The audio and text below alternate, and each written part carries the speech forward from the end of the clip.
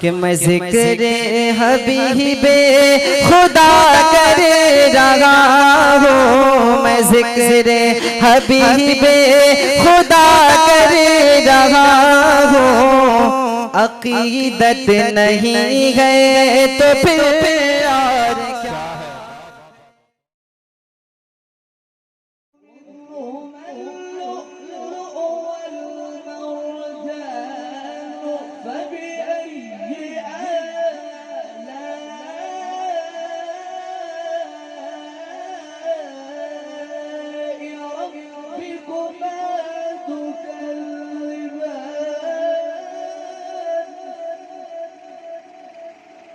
فبأي آلاء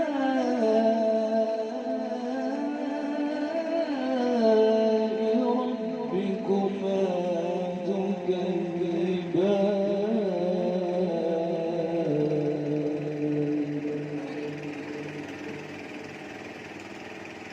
وله شهادة في البحر كالأعلام فبأي آلاء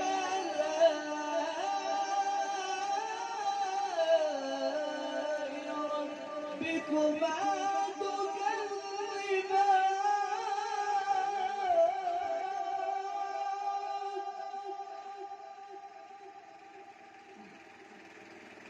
كل من عليها فان ويبقى وجه ربك ذو الجلال والإكرام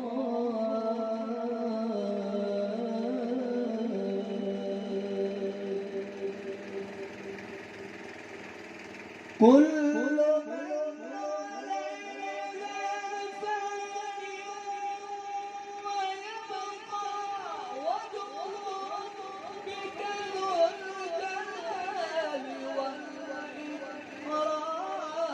فبأي آلاء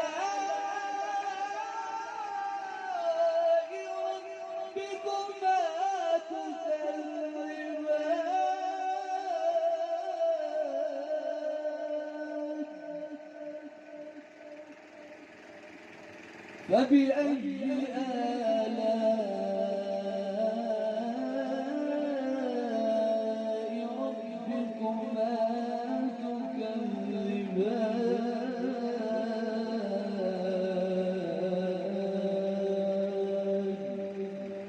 صدق الله العلي العظيم.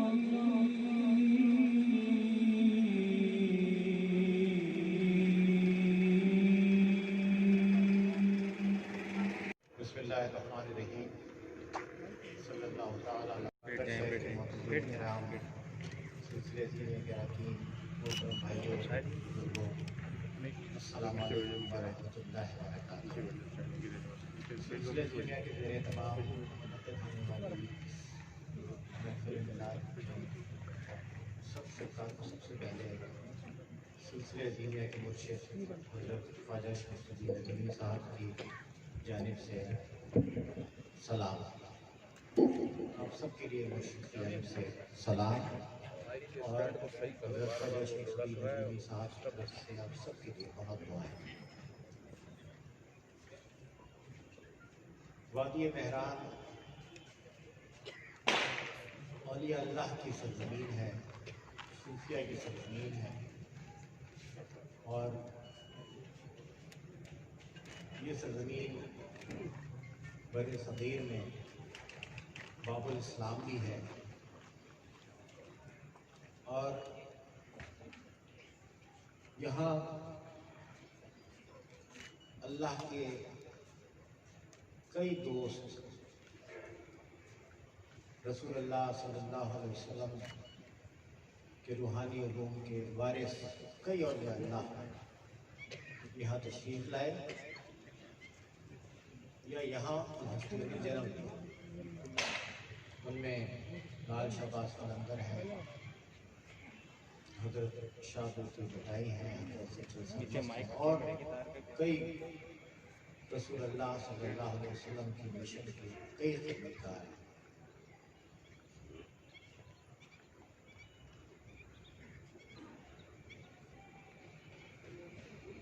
اور یہ ہمارا شہر سانگھڑ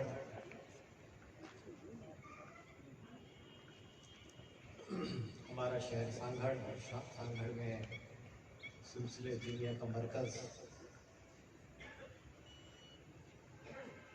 اللہ کی سچی بندگی کرنے والوں کے یعنی اللہ کے بندوں کا، رسول اللہ صلی اللہ علیہ وسلم کی امتیوں کا اور اولیاء اللہ کے عقیدت مندوں کا یہ شہر، اور مجھے ہمیشہ سانگھڑ کر اور آپ سے مل کر اپنے بھائی بہنوں سے مل کے ہمیشہ مجھے ایک تو یہ کہ خوشی ہوتی ہے کہ آپ سب سے ملاقات ہوتی ہے، اس کے ساتھ ساتھ جب اپنے بھائی بہنوں سے بات ہوتی ہے قرآن کے موضوع پر، رسول اللہ صلی اللہ علیہ وسلم کی حیات طیبہ کے موضوع پر، اس کے حسنہ کے موضوعات پر، تو ہمیشہ کوئی نہ کوئی علمی نقطہ سامنے آتا ہے، اور یہ امید یقین میں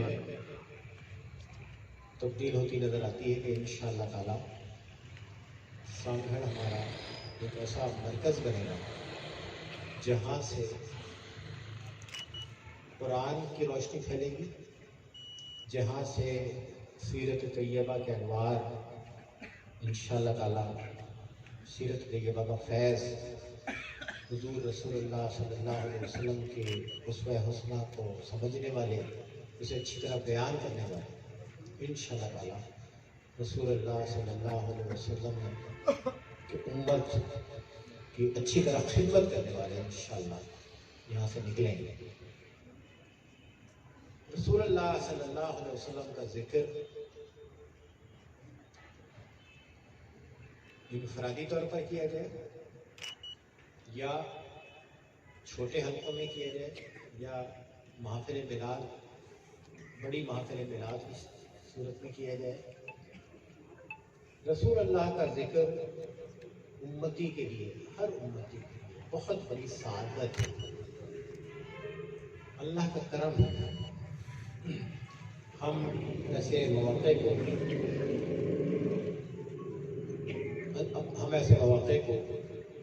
اپنے لیے اللہ کی مہربانی سمجھتے ہیں، اور ہمیں یقین ہے کہ اللہ تعالیٰ نے ہمیں بڑی سعادتوں سے نوازا ہے۔ جو لوگ اللہ کا ذکر کرتے ہیں، رسول اللہ صلی اللہ علیہ وسلم کا ذکر کرتے ہیں، ان پر اللہ کی بڑی رحمتیں نازل ہوتی ہیں، ان کی دنیا سنورنے کے اسباب ہوتے ہیں، ان کی آخرت سنورنے کے اسباب ہوتے ہیں۔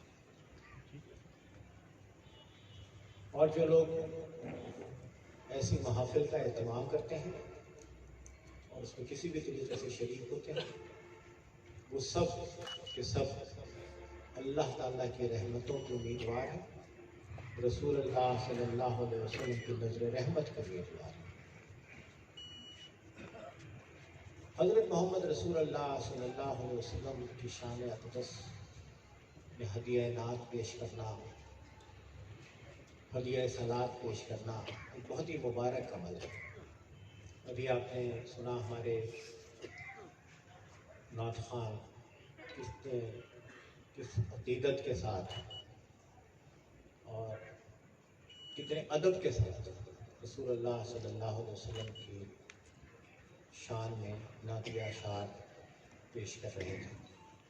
نعتیہ اشعار لکھنا ایک بڑا معزز اور ایک بہت محترم عمل ہے، اور نعتیہ اشعار پیش کرنا بہت ہی معزز، بہت ہی محترم عمل ہے، اور اس کے اپنے ادب کے بھی بڑے تقاضے ہیں۔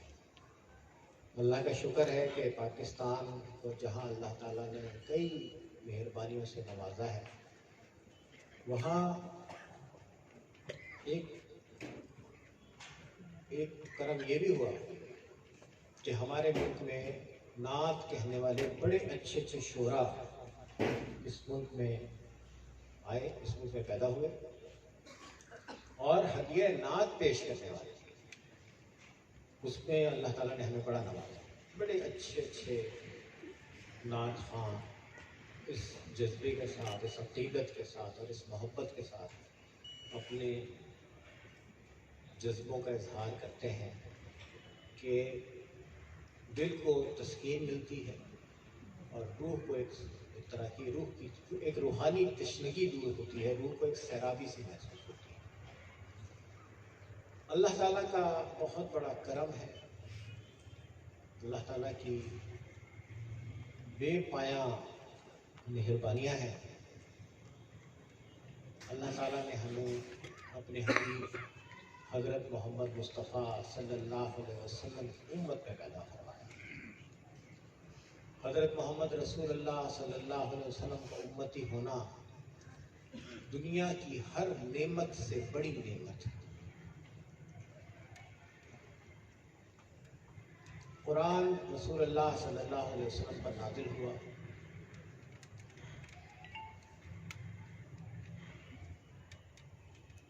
قرآن کی تفسیر، قرآن کی شرح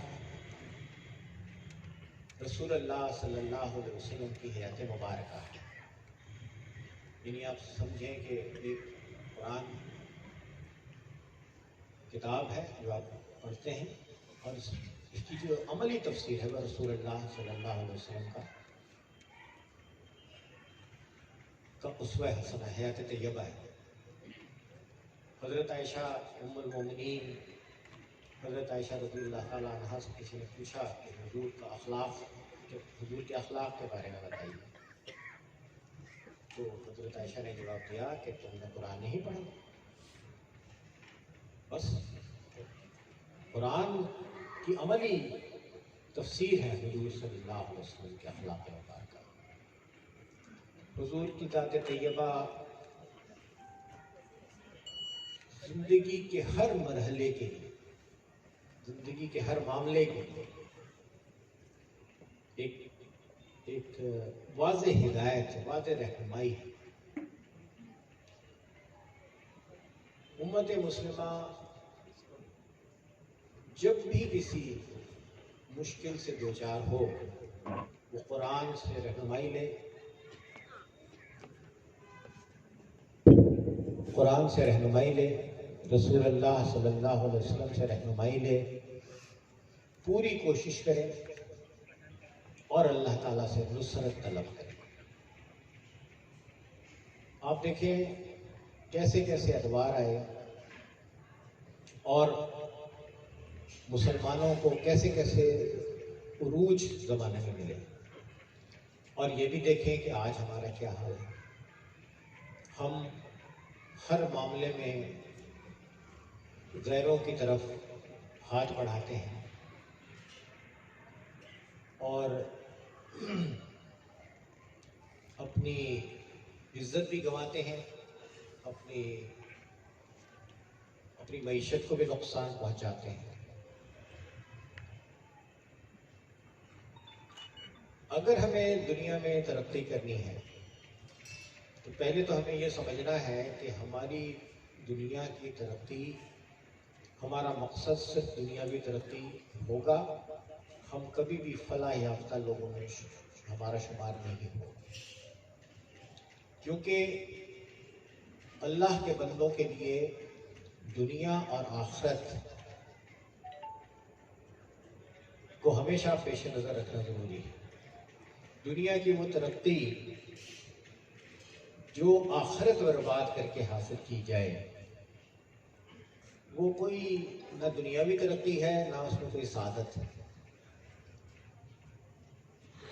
اللہ تعالیٰ نے حکم دیا ہے زندگی کیسے گزاری جائے، رسول اللہ صلی اللہ علیہ وسلم نے اس پر عمل کر کے بتایا ہے،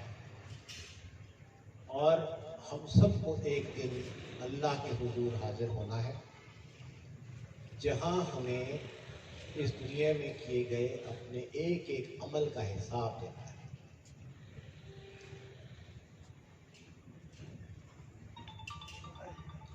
حضرت محمد رسول اللہ صلی اللہ علیہ وسلم کی تعلیمات ہمیں دنیا میں عزت اور سربلندی سے جینا سکھاتی ہیں، ہمیں آخرت میں کامیابی کے راستے بتاتی ہے۔ قرآن پاک اس دنیا میں عزت و سربلندی کے ساتھ جینے کے لیے بالکل واضح طور پر رہنمائی عطا کرتا ہے اور آخرت میں کامیابی کے راستے بتاتا ہے۔ اب ہم یہ سمجھتے ہیں کہ اس دنیا میں بڑا آدمی وہ ہے جس کے پاس زیادہ پیسہ ہے، اس دنیا میں کامیاب آدمی وہ ہے جس کے پاس زیادہ پیسہ ہے۔ یعنی فضیلت کا، عزت کا اور سربلندی کا جو معیار ہے وہ کئی لوگوں کی نظر میں دولت ہے، کئی لوگوں کی نظر میں بڑا عہدہ ہے، اور بڑا عہدہ بھی اس لیے کہ پھر اس کے ذریعے دولت ملے گی۔ تو سلسلہ زمیاں اس حوالے سے ہمارے مرشد حضرت خواجہ شمس الدین ندوی صاحب اس حوالے سے یہ فرماتے ہیں کہ آپ دنیا کے بڑے بڑے لوگوں، جس کو آپ بڑے بڑے لوگ کہتے ہیں، دنیا کے کئی ایسے لوگوں کی مثالیں اٹھا کر دیکھ لیجئے۔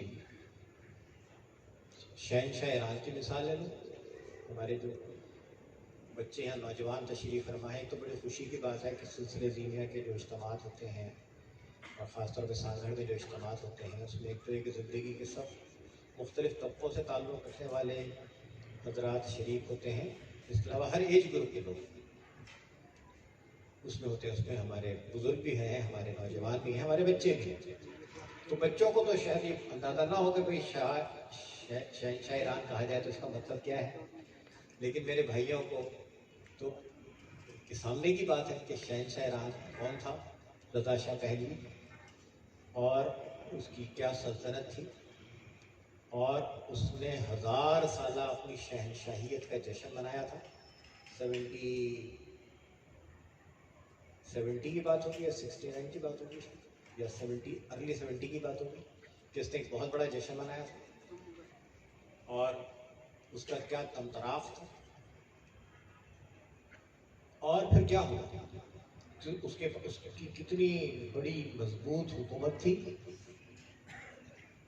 اور اس کا کیا عالمی طور پر دبدبا تھا، اور پھر آیت اللہ خمینی نے جب اس کا تختہ الٹا تو اس کے بعد اس کا کیا حشر ہوا کہ وہ بڑے بڑے ممالک جو اس کو اپنا کہتے تھے یا دوسرے الفاظ میں جن کا وہ پالتو تھا، جب وہ مرا تو کوئی ملک اس کو دفن کرنے کے لیے جگہ دینے کو تیار نہیں تھا۔ وہ ایران سے فرار ہو گیا تھا اور کسی ملک میں پناہ لیتا تھا، کسی ملک میں پناہ لیتا تھا، پھر اس کی موت ہو گئی تو اسے کوئی ملک، وہ اس کے بچے ریکویسٹ کر رہے تھے مختلف ملکوں سے، اس میں پاناما ایک ملک بھی ایک شامل ہے کہ بھائی تم ہمیں اجازت دے دو کہ یہاں تدفین کرنے ہیں، تو کوئی اجازت نہیں دے رہا تھا۔ وہ اس کی اولاد اس شہنشاہ کی لاش کو لے کے بیٹھی ہوئی تھی اور کہہ رہی تھی کہ تم دفن کرنے کی کوئی ملک اجازت دے دے، تو بڑی مشکل سے پھر ایک مصر نے اجازت دی اور وہاں سے تو کتنا دولت میں شخص تھا اور کیا اس کا اثر و رسوخ تھا۔ اس سے بڑا آدمی ہمارے معاشرے میں کون ہو، ہمارے اگر ہم معاشرے کی بات کریں، دولت نے کبھی کس کے ساتھ وفا کیا، یہ ذرا بتا دیں۔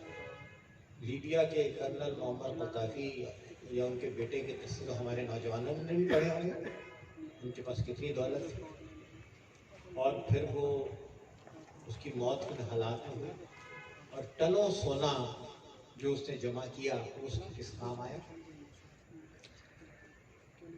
اب ہم سمجھتے ہیں کہ ہمارے پاس پیسہ نہیں ہوگا تو ہماری عزت نہیں ہوگی، ہمیں سلام کرنے والے لوگ نہیں ہوں گے۔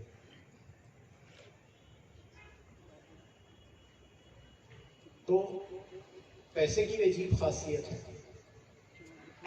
پیسے کی خاصیت یہ ہے کہ جب وہ کم ہوتا ہے تو اس میں اس کی کمی اتنی محسوس نہیں ہوتی، لیکن جب وہ زیادہ ہوتا ہے تو پھر وہ کم معلوم ہوتا ہے۔ مثال کے طور پر ایک آدمی ہے، اس کی تنخواہ ہے فرض کرو 15,000، تو اس کی تنخواہ 15,000 روپے ہے اور وہ فرض کریں آپ کے پاس جاب کرتا ہے. آپ اسے فرض کریں وہ ڈاکٹر صاحب کے پاس جاب کرتا ہے، ڈاکٹر صاحب اسے ایک مہینے 18,000 روپے دے دیتے ہیں. تو وہ اپنے گھر جا کے اپنی بیوی کو بولے گا کہ بھائی اس مہینے مجھے 3,000 روپے زیادہ ملے ہیں تنخواہ. اس کی بیوی تو بڑی خوش ہو جائے گی، کہے گی میں تو اللہ تیرا شکر ہے 3,000 پگار زیادہ ملی ہے، میں تو یہ خریدوں گی، میں تو یہ کروں گی، اور میں نے تو دعا کی تھی، اللہ نے میری دعا سن لی اور 3,000 روپے زیادہ ملے. ارے واہ واہ، مزے آ گیا، اور بڑی خوشی کی لہر دوڑ جائے گی پورے گھر میں. ایک آدمی ہے، اس کی تنخواہ ہے فرض کریں 3 لاکھ روپے. 3 لاکھ روپے تنخواہ والے کو کہا جائے کہ اس مہینے تمہیں ملیں گے 2,75,000 روپے. وہ اپنے گھر میں آ کے بیوی کو بولتا ہے بھائی اس مہینے تو 25,000 روپے نا کم ملیں گے.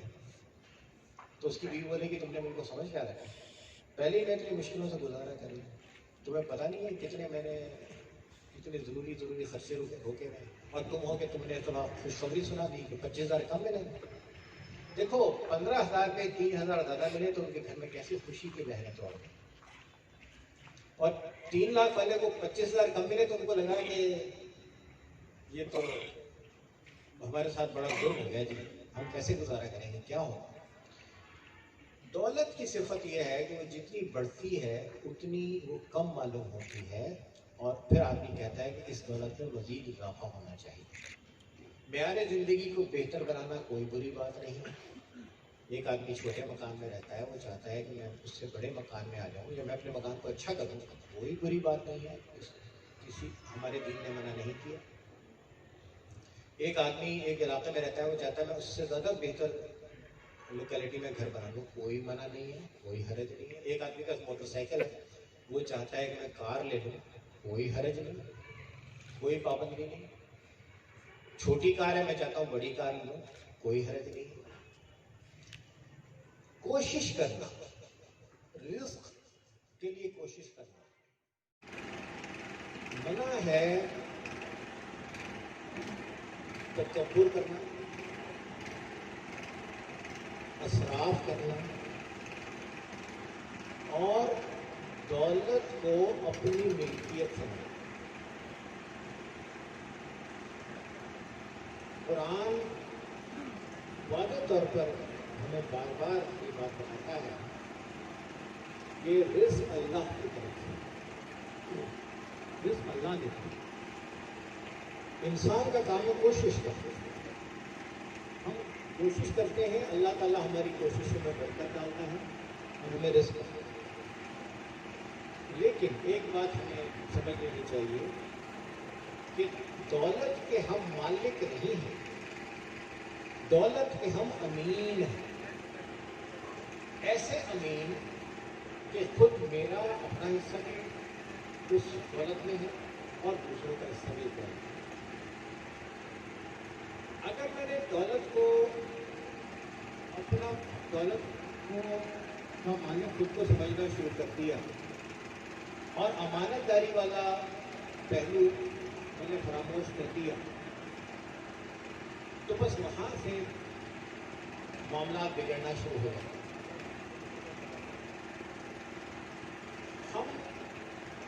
ہمیں رزق اللہ دیتا ہے اور ہمارے دیے ہوئے رزق میں اللہ کے بندوں کے حصے مقرر ہیں.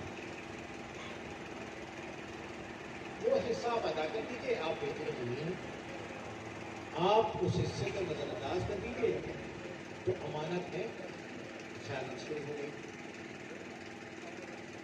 لیکن ایک بات یہ ہے کہ کسی کے پاس زیادہ دولت ہے تو وہ بڑا آدمی نہیں ہے. دولت کی میں نے آپ سے ایک صبح صفت بتائی اس کی کہ جناب دولت جتنی زیادہ ہوتی ہے وہ کم محسوس ہوتی ہے. اور رسول اللہ صلی اللہ علیہ وسلم کا ارشاد ہے کہ ابن آدم کے پاس سونے کی ایک ڈھیری ہوگی تو وہ دوسری ڈھیری کی تمنا کرے، اور جب 2 ڈھیری ہوگی تو تیسری کی تمنا کرے. اور در حقیقت آدمی کا پیٹ تو قبر کی مٹی سے بھرے گا. مطلب یہ ہے کہ دولت بڑھائی کا کوئی پیمانہ نہیں ہے. اسی طرح بڑا عہدہ، بڑے عہدے کی بات تو یہ ہے کہ آپ میں سے آپ لوگوں کا کئی بار کا مشاہدہ ہوگا، میں نے کئی بار دیکھا ہے کہ جتنے بڑے عہدے پہ جاتے جاؤ، جتنے بڑے عہدے پہ جاتے جاؤ، اتنا حلقہ احباب بڑا ہونا شروع ہو جاتا ہے. جیسے جیسے عہدہ بڑا ہوتا جاتا ہے ویسے ویسے حلقہ ملنے جلنے والوں کا، سلام کرنے والوں کا، حاضری بھرنے والوں کا حلقہ بڑا ہوتا جاتا ہے، جسے تعداد بڑھتی چلی جاتی ہے. لیکن ویسے ویسے ہی سچے دوستوں کی تعداد کم ہونا شروع ہو جاتی ہے. حلقہ احباب بہت بڑا ہے، لیکن کتنے میرے ایسے ہیں جاننے والے جو بہت بڑے عہدے پہ، اور میں نے ان کے دفتر میں ان سے کوئی بات کی کرنے کے احتیاط کرتے برابر والے کمرے میں نہ سن لے، احتیاط کرو بھائی، 10 دوست ہیں 100 دشمن ہیں. تو دیکھیں اپنے ساتھ بیٹھے ہوئے بندے پر اعتماد ختم ہو گیا. بڑے عہدے نے تو یہ دیا، سلام کرنے والے بے شمار.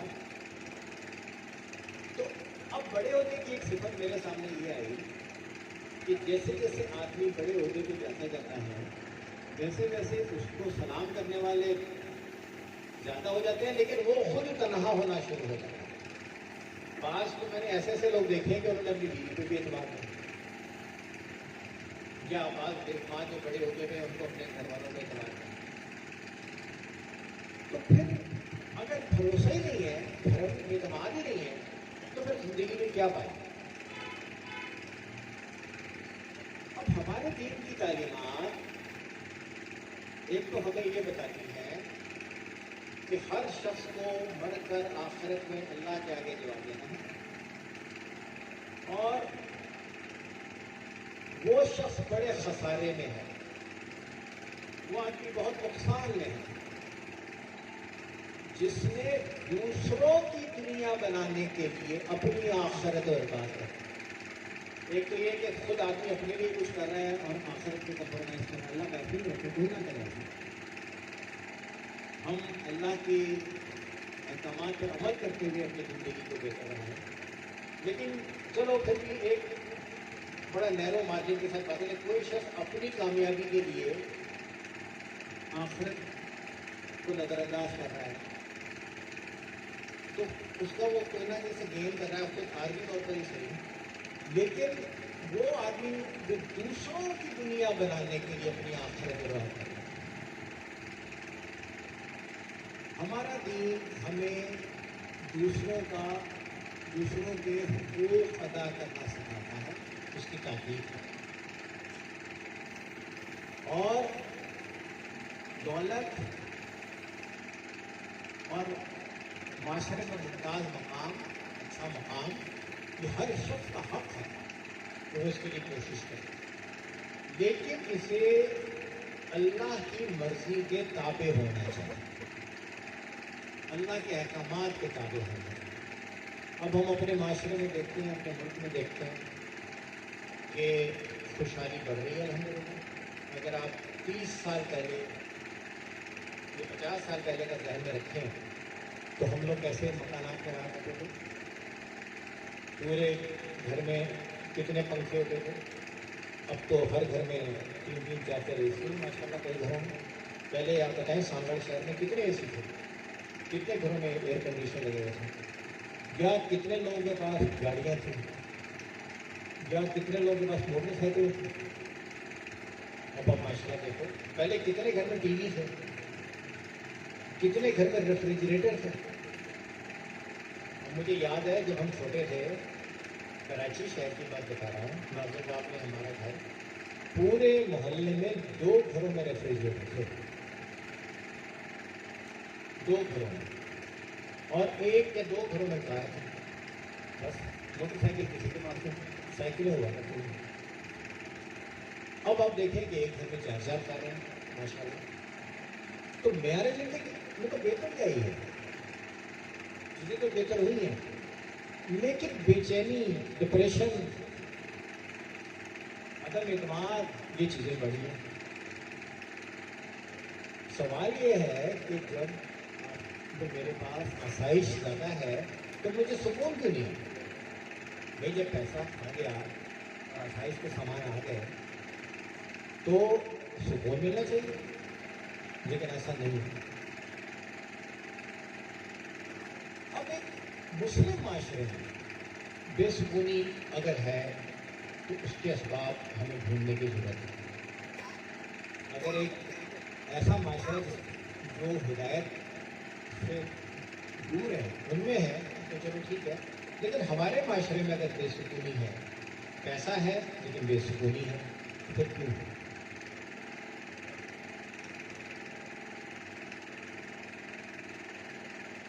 دیکھیے، جسم ایک ہمارا جسم ہے، ایک ہمارا ذہن ہے، ایک ہمارا دل ہے۔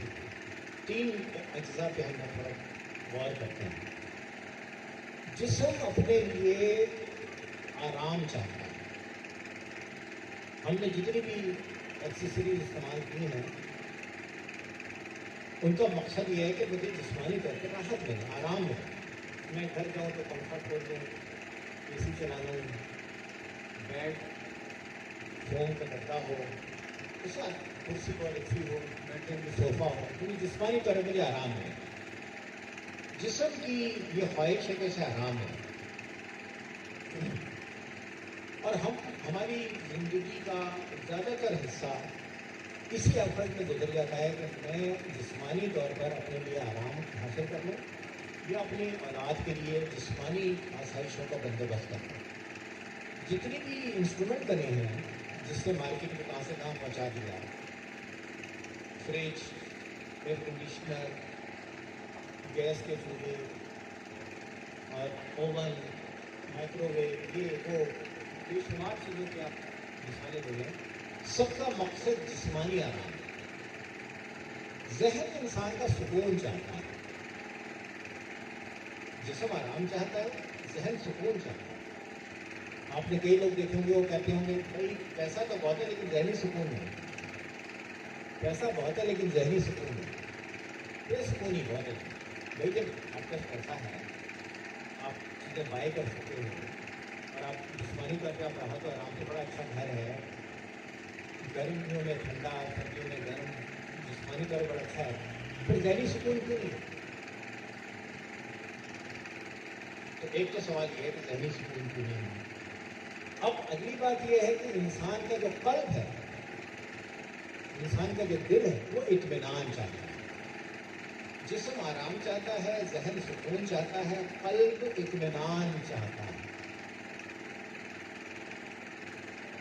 اب ہمارے ساتھ صورتحال یہ ہے کہ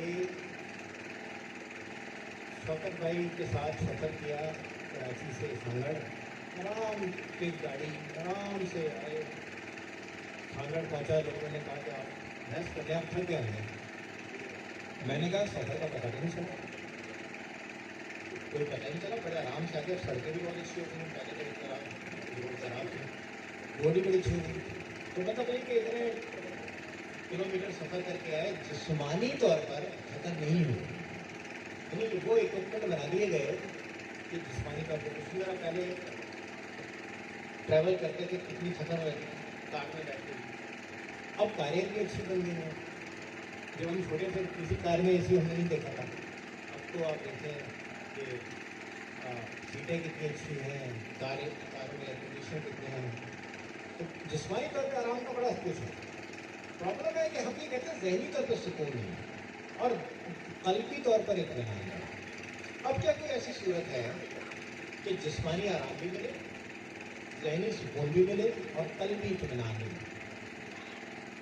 بالکل ہے، اور اس کا نسخہ جو ہے قرآن پاک نے بالکل واضح طور پر بتا دیا ہے۔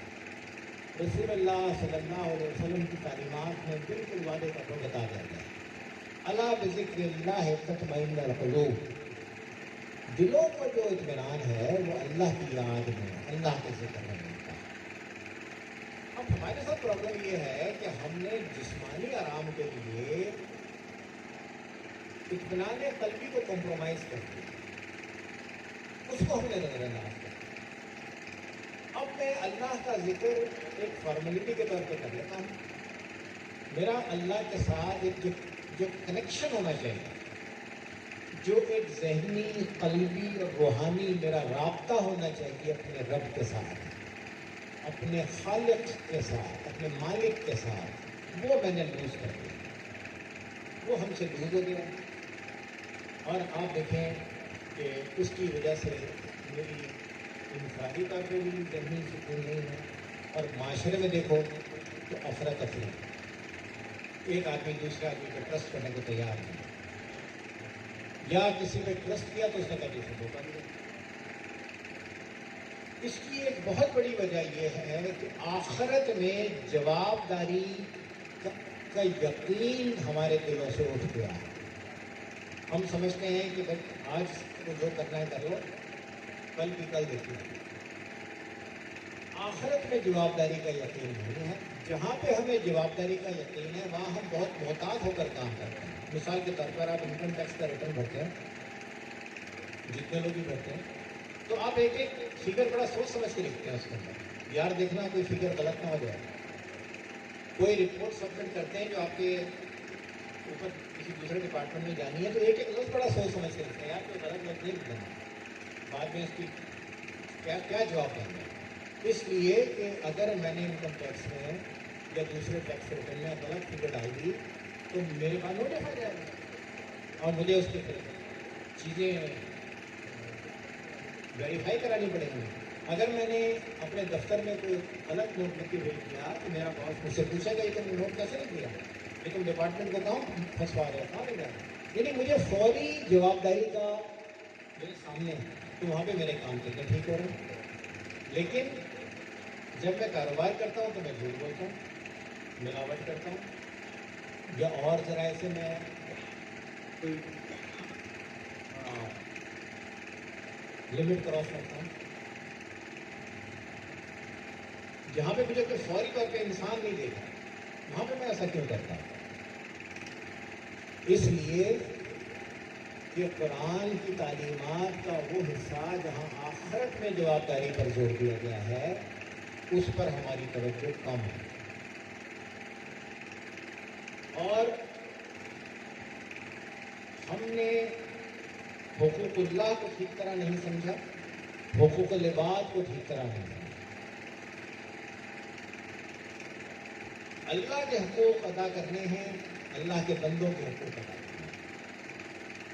रसूलुल्लाह सल्लल्लाहु अलैहि वसल्लम का इरशाद है कि जो इरशाद का मफ़हूम है कि जो अल्लाह के हुकूक हैं वो अल्लाह की मर्ज़ी है कि अल्लाह उसे उस पर जवाब तलब कर दे या बख्श दे, और शिर्क अल्लाह माफ़ नहीं करे। और अल्लाह बंदे के माबैन जो मामलात हैं उसमें अल्लाह की मर्ज़ी कि अल्लाह बख्श दे या अल्लाह जवाब तलब करे। हुकूकुल इबाद जो है उसमें अल्लाह ताला उस बंदे के ऊपर छोड़ देगा जिसका हक मारा गया है। यानी फर्ज कीजिए कि मैंने कुरैशी साहब से कहा कि साहब मुझे 500 रुपया बुला दो, तो कुरैशी साहब ने मुझे दे दिए, चलो ठीक है। मैंने कहा मैं आपको 6 महीने बाद वापस करता हूँ।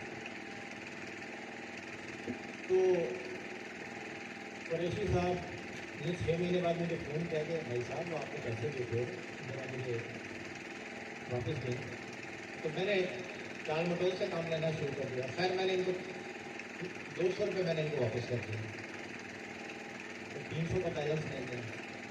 फिर इन्होंने मुझे फ़ोन किया कि भाई 300 रुपये बाकी हैं, तो मैंने इनको फिर 100 रुपये दे दिए। 200 रुपये बाकी थे कि मेरा इंतकाल हो गया। अब क़यामत के दिन वो 200 रुपये जो है ना वो मैं देनदार हूँ। अब मुझे बताओ कि उधर मैं कहाँ से इनको 200 रुपये अदा कर रहा हूँ। आप कितने भी अच्छे अच्छे काम कर रहे हैं, बड़े बड़े आप, लेकिन अगर आपने किसी का हक मारा है, किसी भी सुने, तो ये बड़ी क्लियर सूरत हाल है ना कि आपने कर्ज लिया था, कर्ज वापस नहीं लौटाया। लेकिन हक तलफी के तो कई तरीके हैं। किसी का हक मारा है, क़यामत के दिन हम सब उसके देनदार हैं। ہم کہاں سے ڈھونڈیں گے اس بندے کو؟ اور اس حق تلفی کا ازالہ جب میرے پاس کچھ نہیں ہوگا تو میں کہاں سے کروں گا؟ ایک تو ہمیں یہ سمجھنا ہے کہ حقوق اللہ کی ادائیگی کے لیے مجھے خود کو تیار کرنا ہے، حقوق العباد کے لیے خود کو تیار کرنا ہے۔ اگر میں یہ سمجھتا ہوں کہ دولت میرے پاس ہوگی تو میں بڑا آدمی بنوں گا، میں کامیاب آدمی بنوں گا، تو پہلی بات تو یہ ہے کہ دولت مند آدمی ایک امیر آدمی کہلا سکتا ہے، ایک نمایاں آدمی کہلا سکتا ہے، بڑا آدمی وہ نہیں ہے، کامیاب آدمی وہ نہیں ہے۔ کامیاب آدمی قرآن کی نظر میں کوئی اور ہے، اور تکریم والا آدمی جس کی اللہ کی نظر میں جو مکرم ہے، اللہ کی نظر میں جس کی تکریم ہے، وہ ہے جو تقوی میں زیادہ ہے، جو زیادہ متقی ہے۔ اب وہ متقی آدمی پیسے والا بھی ہو سکتا ہے۔ حضرت عثمان غنی، ان کے پاس ان کی دولت کتنی تھی، اور وہ دولت کتنی زیادہ اسلام کے کام آئی، مسلمانوں کے کام آئی۔ اب واٹر سپلائی دیکھو کتنا بڑا کام ہے۔ حضرت عثمان نے ایک طریقے سے مدینہ کی پوری واٹر سپلائی اپنے ذمہ لی۔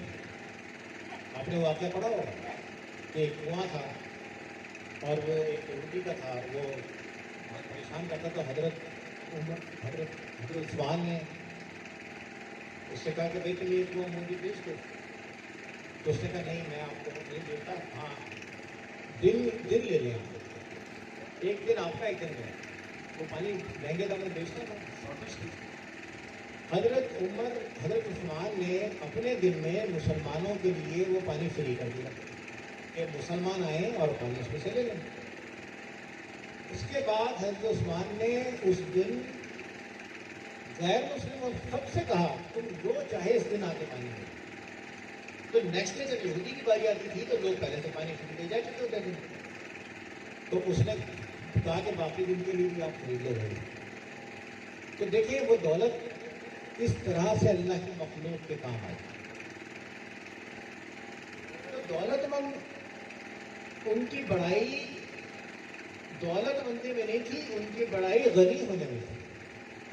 لیکن کئی صحابہ ایسے ہیں کہ جو زیادہ پیسے والے نہیں تھے، لیکن ان کی کیا عزت احترام ہے۔ حضرت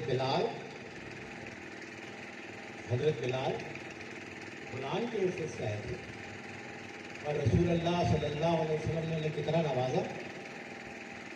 اور آپ آج بھی دیکھیں کہ ہم لوگ اپنے گھروں میں بچے پیدا ہوتے ہیں تو ان کا نام بلال بڑے فخر کے ساتھ رکھتے ہیں۔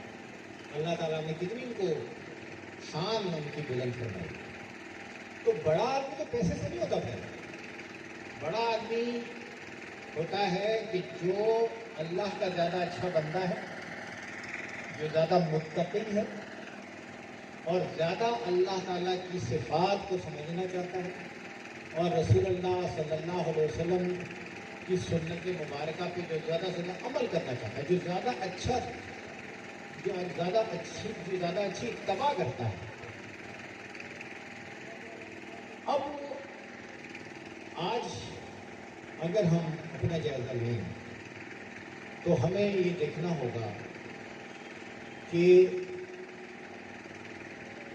ہمارے شب و روز دنیا کمانے میں کتنے پیسے ملے ہیں، اور ہمارے شب و روز اللہ کی صفات کو سمجھنے میں، رسول اللہ صلی اللہ علیہ وسلم کے اسوہ حسنہ کو سمجھنے میں، اور اپنی زندگی اس کے مطابق ڈھالنے میں وہ کتنے پیسے ہیں۔ ہر ایک کے سامنے میرے خیال واضح ہے۔ اب میں اپنا جائزہ، مجھے ایک دوسرے کا دیکھنے کی ضرورت نہیں، میں اپنا دیکھوں، ہمیں چیزیں سامنے آ جائیں گی۔ اب کوئی کہے گا جی ہم تو کمزور ہیں، ہم تو گناہگار ہیں۔ دیکھیں ایک نیک آدمی بھی گناہگار ہو سکتا ہے، یعنی بات یہ ہے کہ کسی سے بھی خطا ہو سکتا ہے۔ رسول اللہ صلی اللہ علیہ وسلم کا ارشاد ہے کہ سب بنی آدم خطاکار ہیں، ان میں بہتر وہ ہیں جو اللہ کے حضور استغفار کریں۔ تو ہم لوگ یہ کہتے ہیں کہ یار ہم اچھائی کے راہ پہ اس لیے نہیں چل سکتے کہ یار ہم تو کمزور لوگ ہیں لہٰذا ہم اچھائی کے راہ پہ نہیں چل سکتے۔ دیکھیے اچھائی کی راہ پہ چلنے کے لیے ہر ایک کو کوشش کرنے کی ضرورت ہے. اگر کوئی شخص یہ سمجھتا ہے کہ وہ گناہگار ہے تو اس میں سے بھی ایک روشن پہلو ہے کہ اسے استغفار کرنا چاہیے, اللہ کے حضور ندامت کے ساتھ توبہ کرنی چاہیے, لیکن اپنے کسی گناہ کی وجہ سے نیکی کا راستہ نہیں چھوڑنا چاہیے. میرے سے خطا ہو جائے, میرے سے گناہ ہو جائے تو میں اللہ کے آگے استغفار کروں, توبہ کروں اور اچھے کاموں کے ذریعے ایک برائی کے بعد اچھے کاموں کے ذریعے اور اپنی اصلاحی نہ کروں اور دوسروں کے عیبوں پہ نظر رکھوں تو میں خود ایک بڑے گناہ کا مرتکب ہو رہا, اور یہ چیز کبھی بھی اچھائی نہیں لائے گی. دوسروں کی اگر اصلاح کرنی مقصود ہے تب بھی اس کے بھی طریقے ہمیں دین اسلام نے بتایا. الدین النصیحہ, دین اسلام خیر خواہی کا نام ہے, رسول اللہ نے فرمایا. تو اگر مجھے کسی کی اصلاح کرنی ہے تو سب سے پہلے تو اصلاح کا عمل میری اپنی ذات سے شروع ہو, میری اولاد سے شروع ہو, میرے گھر سے شروع ہو, میرے دوستوں سے شروع ہو, اور وہ اصلاح احسن طریقے سے ہو جس میں کوئی شخص اپنی سستی محسوس نہ کرے, بلکہ اسے یہ اس بات کا یقین ہو کہ یہ صاحب میری بھلائی کے لیے میری ایک خامی مجھے بتا رہا ہے, پھر تو ٹھیک ہے. ورنہ سب سے پہلے مجھے خود اپنی اصلاح کرنی کی ضرورت ہے. پیسہ کمانا, اس کے لیے کوشش کرنا بالکل جائز عمل ہے. جس کے حلال ہم کمائیں, کوشش کریں اپنا معیار زندگی بلند کریں. تکبر منع ہے, سختی سے منع ہے کہ بڑائی تو صرف اللہ کے لیے. انسان کی پیسے کی وجہ سے اس کی اکڑ کیا معنی رکھتی ہے. اگر کسی کے پاس پیسہ ہے, کسی کے پاس عہدہ ہے اور وہ اس سے اکڑ رہا ہے تو کیا معنی رکھتا ہے. اس میں آپ دیکھو کتنے لوگوں کو آپ جانتے ہو کہ جب وہ ریٹائر ہو گئے تو ان کے مطلب یہ کہ ہر وقت کے جمگڑے لگانے والوں نے مرنے پہ بھی ان کو نہیں پوچھے. ان کے جنازے میں بھی 4 آدمی سے, ان کے مرنے میں بھی لوگ نہیں جب وہ ریٹائر ہو گئے. یہ آپ نے کتنی مرتبہ دیکھا ہوگا.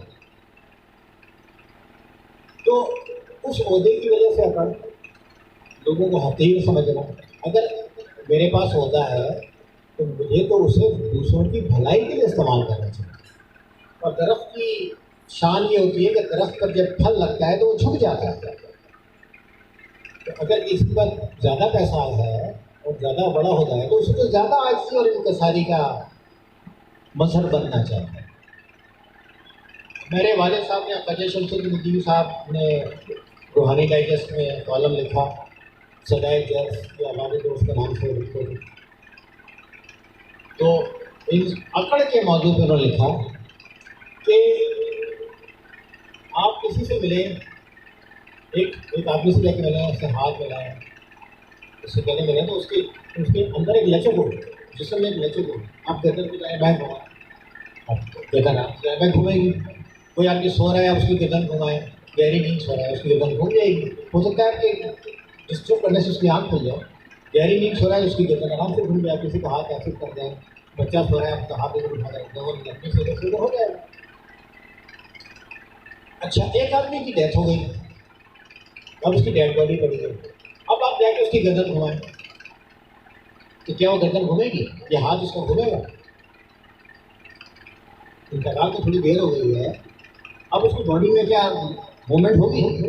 آپ ایسے موومنٹ کرنا چاہیں گے, ایسے ہاتھ گھمانا چاہیں گے, گردن گھمانا چاہیں گے, گھوم جائے گی؟ بتائیں. ایک ڈیڈ باڈی ہے, اس کی گردن ایسے میں گھومے گی؟ نہیں گھومے گی. مرنے کے بعد کیا ہوتا ہے؟ مرنے کے بعد بدن اکڑ جاتا ہے. ڈیتھ کے بعد جسم اکڑ جاتا ہے.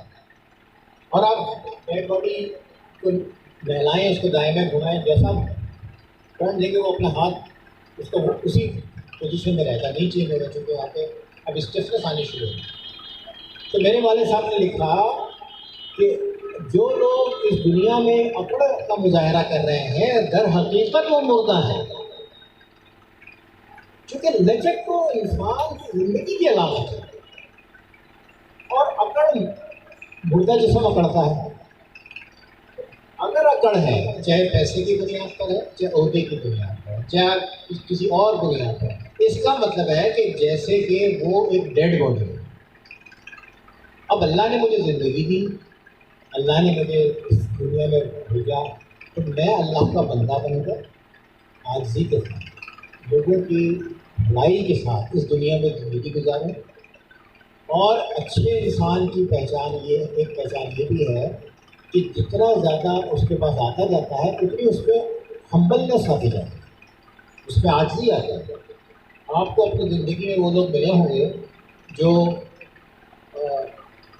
بڑے استاد یا بڑے عہدے پر یا بڑے کسی اس پہ، اور آپ ان سے ملنے گئے اور آپ سے بہت اخلاق سے ملے، آپ کو کتنا یاد ہوں گے. اور آپ کو ایسے لوگ بھی ملے ہوں گے جنہوں نے تلخ لہجے میں بات کی، تو وہ بھی یاد ہے. کسی نے تلخ لہجے میں بات کی تو وہ کیسے جا کے دل کو لگتا ہے. لیکن جو آپ جو تلخ لہجے میں بات کر رہا ہوتا ہے وہ اس سے بے نیاز ہوتا ہے کہ میری بات سے، میرے اس انداز سے کس کا دل ٹوٹ رہا ہے، کس کا دل نہیں ٹوٹ رہا، اس لیے کہ وہ اپنی اکڑ میں ہوتا ہے. تو اپنی اکڑ میں ہونے کا مطلب اور دوسروں کے احساسات سے لا تعلق ہونے کا مطلب کیا ہے؟ یہ زندگی کی علامت ہے کہ یہ مردنی کی علامت ہے. ہمیں ہمارا دین بھرپور انداز میں جینا سکھاتا ہے، اور بھرپور انداز میں جینا یہ ہے کہ میرے اندر اللہ کی بندگی ہو، اللہ کی محبت اور اللہ کی خشیت میرے دل میں ہو. میں علم حاصل کرنے والا بنوں، اور علم میرے لیے علم نافع ہو. رسول اللہ صلی اللہ علیہ وسلم علم نافع کی دعا کرتے ہیں. علم نافع کا مطلب یہ ہے کہ میرا علم ایک تو یہ کہ میرے اخلاق کو بہتر بنائے، اور ایک علم نافع کا مطلب یہ ہے کہ میں جو بھی علم پڑھ رہا ہوں، کیمسٹری، فزکس، میتھمیٹکس، میڈیسن، لا، انجینئرنگ، کوئی بھی علم پڑھ رہا ہوں، میرا ہر علم کے ہر زینے پہ میرا آگے بڑھنا اللہ کی صفات کو جاننے کا ذریعہ ہے. اللہ کی صفات کو جاننے کے لیے ضروری نہیں ہے کہ آپ صرف مذہبی علم پڑھیں. آپ میڈیسن پڑھتے ہیں، آپ کے لیے میڈیسن کی تعلیم اللہ کی صفات سے آگہی کا ذریعہ بننی چاہیے. آپ انجینئرنگ پڑھتے ہیں، فزکس کیا ہے؟ فزکس کے لا کیا ہے؟ اللہ کے بنائے ہوئے قوانین کو ڈسکور کرنا. بھائی فزکس کے جتنے بھی لا ہیں، آپ کا ہوائی جہاز ہوتا ہے، ٹرین چلتی ہے، سڑک پہ گاڑیاں دوڑتی ہیں، کس لا کے تحت ہو رہا ہے کہ اس پہ فزکس کے ڈفرینٹ لا لگ رہے ہیں. ٹھیک ہے، یہ لا کس نے بنایا؟ لا تو اللہ نے بنایا، قدرت نے بنایا. قوانین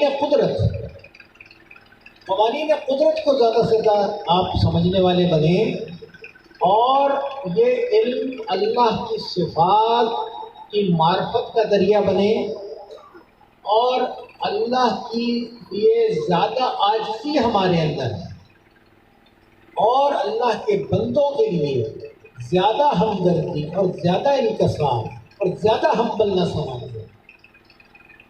یہ ہے ہمارے دین کی تعلیمات. علم میں بھی آپ کو ترقی کرنی ہے، اخلاق میں بھی ترقی کرنی ہے، اور اعلیٰ اخلاق اختیار کرنے کا مطلب یہ ہے کہ آپ سنت نبوی کی پیروی کر رہے ہیں. رسول اللہ صلی اللہ علیہ وسلم کا ارشاد گرامی ہے کہ قیامت کے دن میرے زیادہ نزدیک وہ لوگ ہوں گے جو اخلاق میں زیادہ اچھے ہیں. اور ہم دیکھتے ہیں کہ یہاں لوگ تکبر کا مظاہرہ کرتے ہیں، تو وہ لوگ کہتے ہیں کہ اور اللہ تعالیٰ تکبر کرنے والوں کو پسند نہیں کرتا. تو تکبر کرنا برے اخلاق، عاجزی انکساری اختیار کرنا، لوگوں کی عزت کرنا، بڑے کی بھی عزت کرنا، چھوٹے کی بھی عزت کرنا، یہ اعلیٰ اخلاق ہے. اپنی اولاد کی اچھی تربیت کرنا. ہمیں اللہ نے اولاد دی، کتنا بڑا اللہ کا کرم ہے. جب اولاد ملتی ہے شادی کے بعد کتنا سب خوش ہوتے ہیں، ماں باپ کتنا خوش ہوتے ہیں، دادا دادی، نانا نانی سب کتنا خوش ہوتے ہیں. ہر مسلمان باپ کو یہ سوچنا چاہیے کہ اولاد کی شکل میں اللہ تعالیٰ نے ہمیں جو نعمت دی ہے اس نعمت کا میں شکر کیسے ادا کروں۔ تو اس نعمت کا شکر ادا کرنے کا ایک ذریعہ یہ ہے کہ ہر باپ ہر ماں اپنی اولاد کو ایک اچھا مسلمان بنانے کی تربیت دے۔ ہم کہتے ہیں کہ ہمارا بیٹا یہ بن جائے گا وہ بن جائے گا، ہم اس کی ایجوکیشن میں بہت خرچ کرتے ہیں، کرنا چاہیے تو اچھی بات ہے، لیکن قیامت کے دن میرے سے یہ بھی پوچھا جائے گا کہ تمہیں اولاد دی، تم نے اسے کتنے مہنگے کھانے کھلائے، کتنے مہنگے مہنگے کپڑے پہنائے، کتنے مہنگے برانڈڈ اسکولوں میں اس کو پڑھایا۔ میرے سے پوچھا جائے گا تم نے اپنی اولاد کی تربیت کیسے کی؟ تو یہ مسلمان والد کا فرض ہے کہ وہ اپنی اولاد کی اچھی تربیت کریں، اولاد کے بارے میں آخرت میں ہم سے سوال ہو تو ہمیں سوچنا چاہیے کہ ہم کیا جواب دیں۔ تو ہمیں علم اس لیے حاصل کرنا ہے، بھلے آپ کیمسٹری پڑھیں، فزکس پڑھیں، سائنس، آج کل اس کو کیا بولتے ہیں، اس ٹیکنالوجی کو، اس کے علم حاصل کریں، کمپیوٹر پڑھیں، کچھ پڑھیں۔ ہر علم کا سیکنڈری مقصد معاش ہے، پرائمری مقصد اللہ ہے، اللہ کی صفات کو جاننا۔ جب آپ اللہ کی صفات کو جاننے کے لیے علم حاصل کریں گے آپ کی معاش تو خود بخود بہتر ہوگی، وہ تو ہونی ہے۔ لیکن اگر میں صرف معاش کے لیے علم حاصل کروں اور میں اللہ کی صفات کو نہ سمجھوں تو میں اس دنیا میں ملے ہوئے وقت کو ضائع کر رہا ہوں۔ سلسلہ عظیمیہ کا کہنا یہ ہے، بابا جی حضرت خواجہ شمس الدین عظیمی صاحب کا کہنا یہ ہے، ہمارے سلسلے کے امام حضرت محمد عظیم برقیہ قلندر بابا اولیاء کا کہنا یہ ہے کہ بندہ حصول علم کے ذریعے، خواہ کسی بھی طرح کا علم ہے، حصول علم کے ذریعے اللہ کی صفات کو سمجھنے کی کوشش کرے، کیونکہ یہ پوری کائنات اللہ کی صفات کا مظاہرہ ہے۔ اور علم میں ترقی ہو، اخلاق میں ترقی، علم اور اخلاق ساتھ ساتھ آگے بڑھیں۔ میرے کمائی کا میں تنہا مالک نہیں ہوں، میرے اوپر کمانے کی بھی پابندی ہے، میرے اوپر خرچ کرنے کی بھی پابندی ہے۔ مثال کے طور پر یہ پابندی ہے کہ حرام ذرائع سے نہیں کما سکتے، جو حرام ذرائع ہیں اسے نہیں کما سکتے، اب یہ پابندی ہے، اب کوئی شخص پابندی کو توڑ دے الگ بات ہے۔ اسی طرح اب میں نے کما لیا تو میں مالک ہو گیا نا، تو مالک کی مرضی وہ جو چاہے کرے، لیکن یہ پابندی ہے کہ آپ ممنوع ذرائع پہ خرچ نہیں کر سکتے۔ جو چیزیں دین اسلام میں منع ہیں ان پہ کمائی خرچ نہیں کی جا سکتی، وہ کی خرچ کی تو گناہ۔ تو میرے اوپر کمانے پر بھی پابندی ہے، خرچ کرنے پر بھی پابندی ہے۔ یہ نہیں ہے کہ آپ کوئی محدود ہے کہ آپ اس سے زیادہ نہیں کما سکتے، آپ اربوں روپے کمائیے، اللہ کی بنائی ہوئے نظام کے تحت کمائیے، اس میں دوسروں کا حصہ ہے۔ اور جو لوگ جو دولت مند لوگ ہیں اور جو اللہ کی راہ میں خرچ نہیں کرتے، قرآن کہتا ہے ان کے لیے عذاب علیم ہے۔ اور جو لوگ جن کو اللہ تعالیٰ نے رزق دیا وہ اس رزق میں سے خرچ کرتے ہیں تو اللہ تعالیٰ فرماتا ہے کہ صدقات بڑھتے ہیں، صدقات برکت پاتا ہے۔ جو آپ اللہ کی راہ میں پیسہ خرچ کرتے ہو وہ بڑھتا ہے، اور جو لوگ دولت کو روک لیتے ہیں ان کے لیے عذاب علیم ہے۔ اب اس عذاب علیم کی کچھ شکلیں ہم دنیا میں بھی دیکھتے ہیں۔ مثال طور پہ کچھ لوگ پیسہ ہولڈ کریں، اسے نیچے نہ لے جائیں، تو آپ دیکھو کہ کیسی شارٹیج ہو جاتی ہے، کاروباری سرگرمیاں رک جاتی ہیں۔ ہمارا دین گردش زر کا حکم دیتا ہے، سرکولیشن آف ویلتھ ہونی چاہیے، پیسہ سرکولیٹ ہونا چاہیے۔ اگر چند لوگ پیسہ کما لیں اور اس کو روک لیں تو کروڑوں لوگوں کی ریکوائرمنٹ متاثر ہو جائیں گی۔ یہ اکنامکس کا بہت بڑا اصول ہے جو کارل مارکس نے اور دوسرے لوگوں نے جس کی بڑی بڑی کتابیں لکھی ہیں۔ قرآن نے کہا ہے کہ اللہ کے دیے ہوئے مال میں سے خرچ کرو، اور اگر خرچ نہیں کرتے تو تمہارے لیے بڑی سخت سزا ہے۔ وہ سخت سزا جو آخرت میں ملے گی وہ تو اپنی جگہ ہے، دنیا میں ہم اس کی مظاہرے دیکھتے ہیں۔ سلسلے دنیا کا مقصد یہ ہے کہ ہماری جو محافل ہیں، جو ہم اللہ کا ذکر کریں، اللہ کے رسول صلی اللہ علیہ وسلم کے اوصاف حمیدہ کا ذکر کریں، وہاں ہم ان احکامات سے رہنمائی لینے کے طریقے سوچیں کہ ہمیں جو ہمارا دین سکھا رہا ہے اس دنیا میں معاشی طور پہ کس طرح چلنا ہے، معاشرتی طور پر کیسے چلنا ہے۔ اگر آپ والد ہیں تو بطور والد کیسے چلنا ہے، اگر آپ اولاد ہیں تو بطور اولاد کیسے چلنا ہے۔ اولاد کے لیے والدین کا ادب، احترام، تعظیم، ان کے حقوق پورے کرنا اللہ تعالیٰ نے اپنے حق کے ساتھ بیان کیا ہے۔ قرآن پاک میں اللہ تعالیٰ کا ارشاد ہے لا تعبدون الا اللہ وبالوالدین احسانا، اللہ کے علاوہ کسی کی عبادت مت کرنا۔ اسی آیت میں ارشاد ہوتا ہے اور والدین کے ساتھ حسن سلوک سے رہنا، یعنی اللہ تعالیٰ نے اپنے حق کے ساتھ اولاد کو یہ کہا ہے کہ تمہارے والدین کے حقوق، اور تمہارے والدین تمہاری جنت یا دوزخ، یعنی آپ کا اپنے والد یا والدہ کے ساتھ ادب، احترام، اچھا سلوک، ان کے دل سے نکلی ہوئی دعا آپ کے لیے جنت کے راستے دروازے کھولے گا۔ اور ماں باپ کے ساتھ اولاد کی لا تعلقی، اور قرآن نے یہ تک کہا ہے اف نہ کرنا۔ سوچو وہ کتنی بڑی اللہ کی ناراضگی کا ذریعہ بنے۔ تو ایک یہ بھی کہتے ہیں کہ روایت ہے کہ اللہ کی رضا باپ کی رضا ہے، یعنی آپ کی اولاد اپنے باپ کا، خاص طور پر بوڑھے باپ کا دل نہ دکھائے۔ نوجوان بچے، چلو بچوں کو تو کہہ سکتے ہیں کہ یہ لرننگ اسٹیج میں سیکھ رہے ہیں، لیکن ہم سب اپنے معاشرے میں دیکھتے رہتے ہیں، ہمارے اللہ کا بڑا شکر ہے کہ بزرگوں کا ادب، احترام ہمارے کلچر میں شامل ہے۔ اللہ کی بڑی مہربانی ہے۔ اپنی ماں کو کتنے لوگ سر آنکھوں پہ رکھتے ہیں، بوڑھی ماں کو۔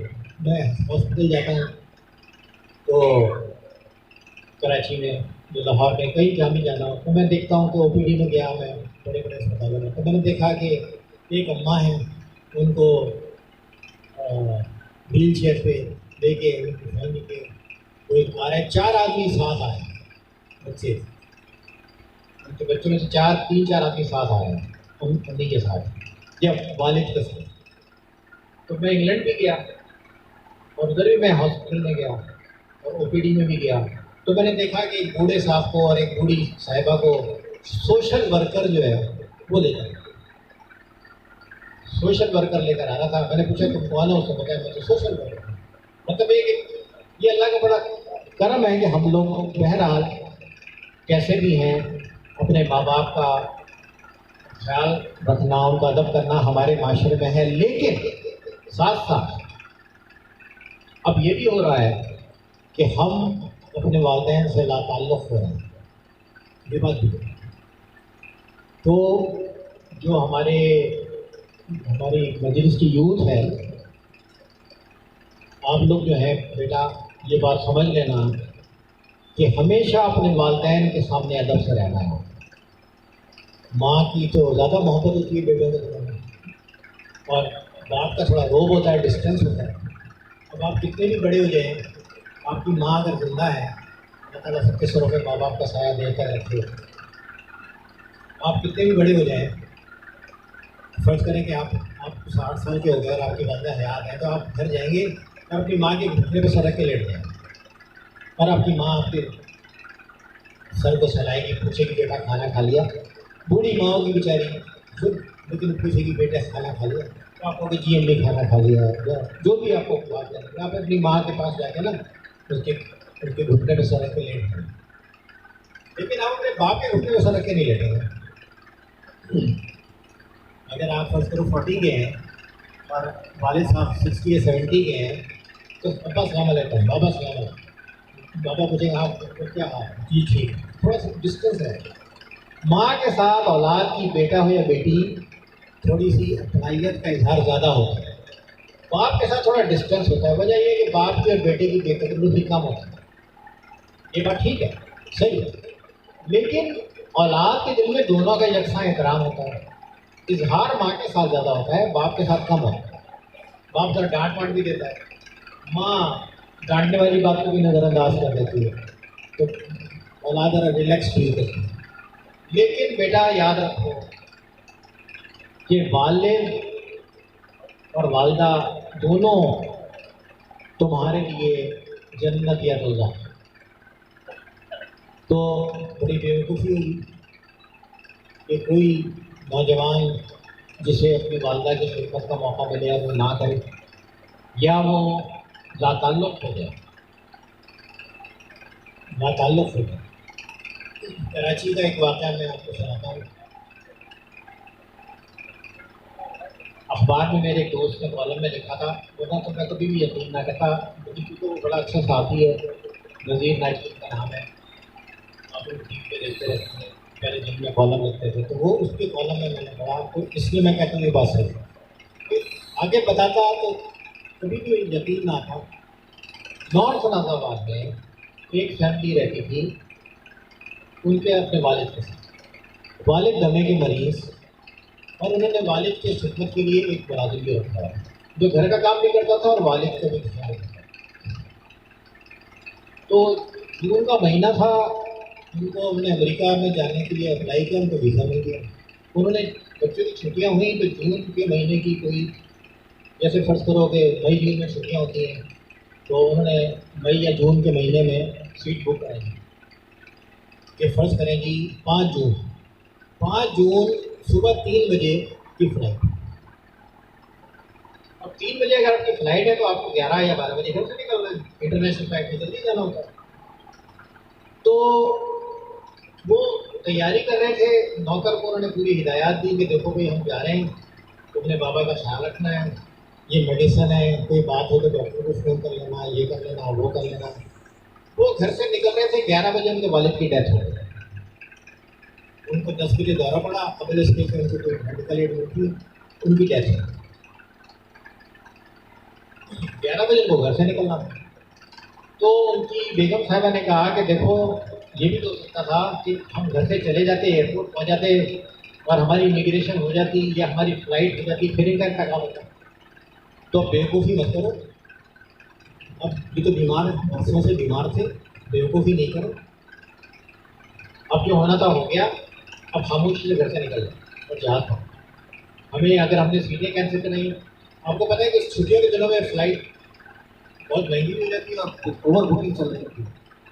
تو بیٹے صاحب نے نوکر کو بولا کہ بھائی یہ پیسے لے تقسیم کے, اور سب لوگوں کو صبح فون کرنا اور بتانا کہ صاحب کے جانے کے بعد انتقال ہے. وہ لوگ چلے گئے سر. اس نے صبح فون کیا, بتایا انتقال ہو گیا. اور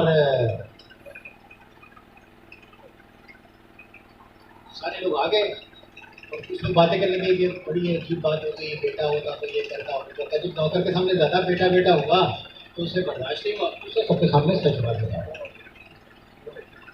تو دیکھیں جناب, یہ انڈسٹریل دور کہہ لیں یا نفس نفسی کا دور کہہ لیں, ایسے واقعات بھی اسی معاشرے میں ہوئے. اللہ تعالیٰ سب کو محفوظ رکھے کہ انہیں والدین کی خدمت کا موقع ملے اور وہ نہ کریں, ایسا نہ ہے.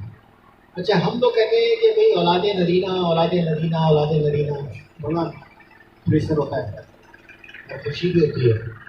کتنے گھرانوں میں نے دیکھا ہے کہ بیٹا اور بیٹی دونوں ہیں, ماں باپ بوڑھے ہو گئے, ماں باپ کی خدمت بیٹے نے نہیں کی, بیٹی نے کی. آپ نے بھی دیکھی ہوں گی ایسی مثال.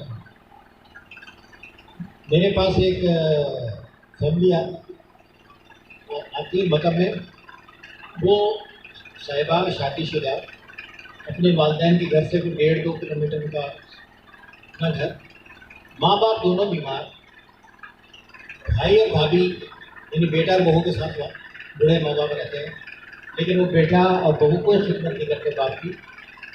بیٹی صبح اپنے بچوں کو اسکول بھیج کے, پچھلے 2 साल पुरानी बात बताया। आज कल तो चलो स्कूल का ऑफिसर डिस्टर्ब हुए हैं। तो बेटी सुबह अपने बच्चे को स्कूल भेज के, खादिम को दफ्तर भेज के 10-11 बजे के दरमियान अपने वालिदैन के पास आती है। वालिद को, वालदा को सफाई सुथराई, वालदा को नहलाना, कपड़े चेंज कराना, उनकी मेडिसिन नेक्स्ट डे तक की पूरी मेडिसिन तैयार करना, उनको बाथरूम ले जाना, ये वो सारी खिदमत करके 1 बजे वो घर चली जाती है, क्योंकि उसके बच्चों के स्कूल जाने का टाइम है। तो बेटी अपना ससुराल भी देख रही है, यही अपना घर भी देख रही है, अपने वालिदैन भी देख रही है, और उसी घर में रहते हुए बेटा और बहू उस सादत से महरूम है। तो देखें, ये बात समझ लेनी है कि हमें प्रायोरिटी ठीक करनी है, ज़िंदगी में अपनी तरजीहात ठीक करनी है। कहते हैं टाइम नहीं है, असल बात ये नहीं है कि टाइम नहीं है, असल बात यह है कि तरजीह क्या है आदमी।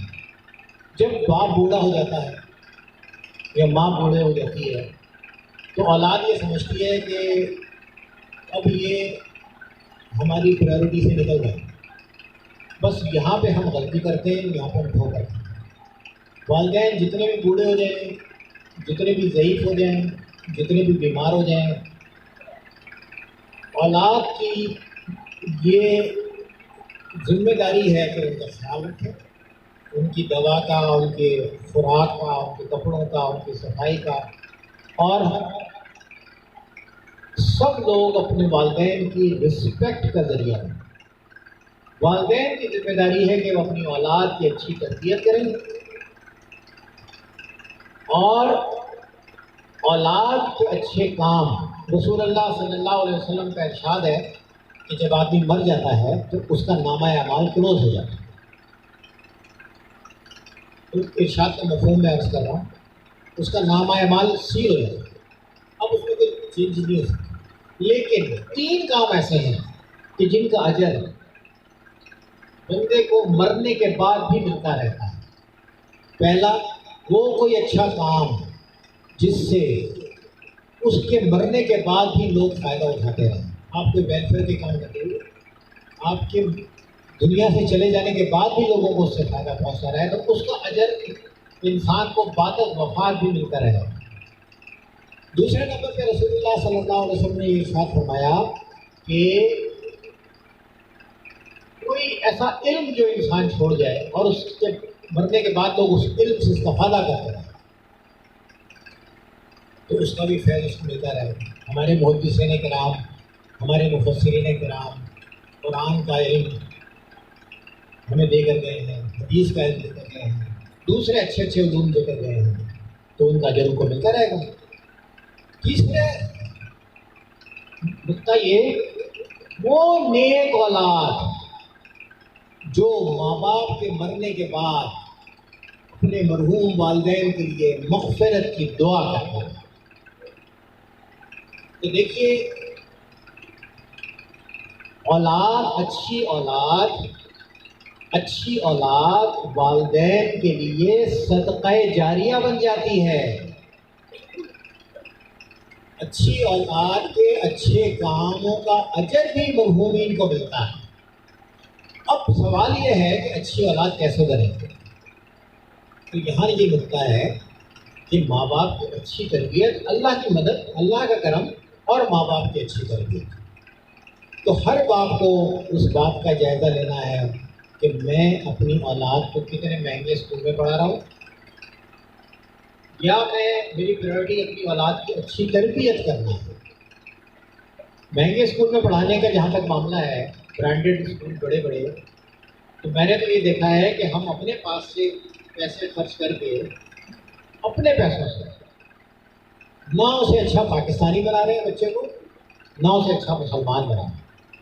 जब वो बच्चा उन स्कूलों से पढ़ के निकलता है तो वो पाकिस्तान के बारे में भी उसके व्यूज़ क्लियर नहीं होते, वाज़ेह नहीं होते, और इस्लाम के बारे में भी उसके व्यूज़ क्लियर नहीं होते। तो बच्चे को पाकिस्तान की मोहब्बत, बच्चे में, हमारे बच्चों में हमारे वतन की मोहब्बत है, ये भी हमारी जिम्मेदारी है। हमारे बच्चे अच्छे मुसलमान बने, ये भी हमारी जिम्मेदारी है। तो बहैसियत वालिद और बहैसियत औलाद سب کے فرائض قرآن نے بتا دیے ہیں، اور سب کے حقوق قرآن نے بتا دیے ہیں، سب کے فرائض قرآن نے بتا دیے ہیں، اور کوئی حق ایسا نہیں ہے جو دوسرے حق سے ٹکراتا ہو کہ جی باپ کا حق دیا تو اس سے بیٹے کو پرابلم آ گئی، یا بیٹے کو حق دیا تو باپ کو پرابلم نہیں۔ اللہ تعالیٰ ہمارا خالق ہے، اللہ تعالیٰ ہمارا مالک ہے، اللہ ہماری ضروریات کو جانتا ہے، سب سے زیادہ وہی جانتا ہے کیونکہ اسی نے ہماری ضروریات دی۔ تو ایک اچھا گھر بنے، ایک مسلمان گھرانے کی یہ نشانی ہونی چاہیے کہ وہ ایک اچھا گھر ہو جہاں رہنے والے ذہنی سکون محسوس کریں، جہاں رہنے والے دلوں میں اطمینان محسوس کریں۔ اچھا گھر وہ نہیں ہے جس میں آسائشیں بہت ہیں، جہاں جسمانی آرام کے سامان بہت ہیں۔ میں نے آپ سے عرض کیا تھا شروع میں کہ 3 باتیں: جسمانی آرام، ذہنی سکون اور قلبی اطمینان۔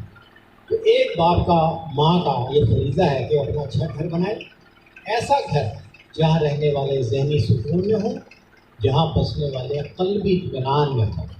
اور یہ کام اللہ اور اللہ کے رسول کی تعلیمات کو سمجھے بغیر اور ان تعلیمات کو اختیار کے بغیر نہیں ہوگا۔ اس کے لیے قرآن پاک پڑھیے، قرآن پاک سے تعلق بنائیے، رسول اللہ صلی اللہ علیہ وسلم کی تعلیمات کو سمجھیے، اسوہ حسنہ کو سمجھنے کی کوشش کیجیے، اسے اپنے اوپر اس کو اپنے اوپر اپلائی کرنے کی کوشش کریں۔ ہمیں یہ سیکھنا ہے کہ آج کے دور میں ہم تعلیمات نبوی پر کیسے عمل کریں گے، آج کے دور میں ہم قرآنی احکامات پر کیسے ہیں۔ آپ سب کا بہت بہت شکریہ۔ آخر میں احمد جی کی طرف سے، خواجہ شمس الدین رضوی صاحب کی طرف سے آپ سب کے لیے ایک مرتبہ پھر بہت دعائیں، اور ہمارے سانگڑ کے بہت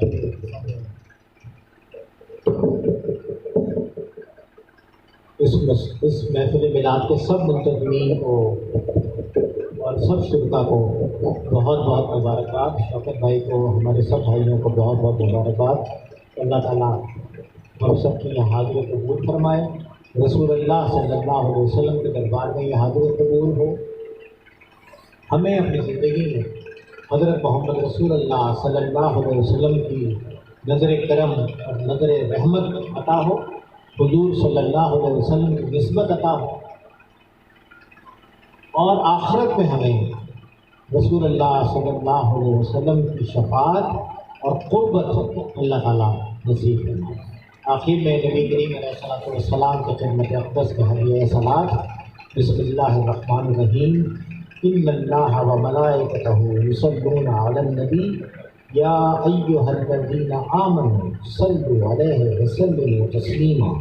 اللہم صلی علی محمد وعلی آل محمد کما صلیت علی ابراہیم وعلی آل ابراہیم انک حمید مجید۔ اللہم بارک علی محمد وعلی آل محمد کما بارکت علی ابراہیم وعلی آل ابراہیم انک حمید مجید۔ صلی اللہ تعالی علی خیر خلقہ سیدنا محمد وآلہ واصحابہ وازواجہ اجمعین برحمتک یا ارحم الراحمین۔ السلام علیکم۔